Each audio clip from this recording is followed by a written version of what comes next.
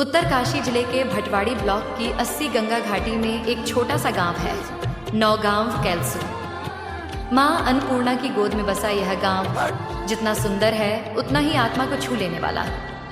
इसी गांव में जन्मा एक बेटा मनीष रावत। बचपन की आंखें जैसे ही खुली, सामने दिखे वो पांव जो कभी थकते नहीं थे। वो थे मनीष के पिता स्वर्गीय सबल सिंह रावत।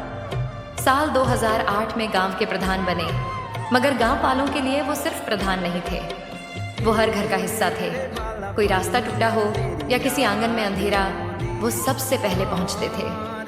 कभी किसी बुजुर्ग के लिए सहारा तो कभी किसी गरीब की आवाज बनकर। गांव का कोई ऐसा सुख दुख न था जिसमें उन्होंने हिस्सा न लिया हो। हर परिवार को अपना परिवार समझा। उन्होंने सेवा को कभी पद या पहचान से नहीं जोड़ा, बल्कि अपनेपन से निभाया।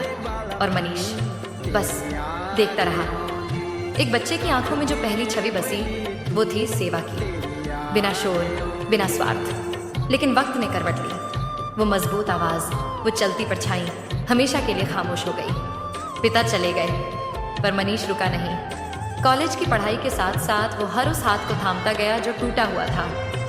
उसने शहर की चकाचौंध को ठुकराया और गांव की धूल को माथे से लगाया।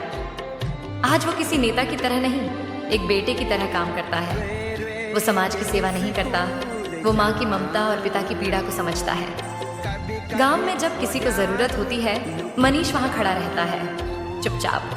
न पोस्टर, न भाषण, न प्रचार, बस पिता के अधूरे सपनों को जीता है, हर दिन, हर सांस में। उसे पता है यह गांव सिर्फ मिट्टी नहीं है, यह उसकी माँ है, उसका संसार है और पिता की आखिरी सांसों का संदेश।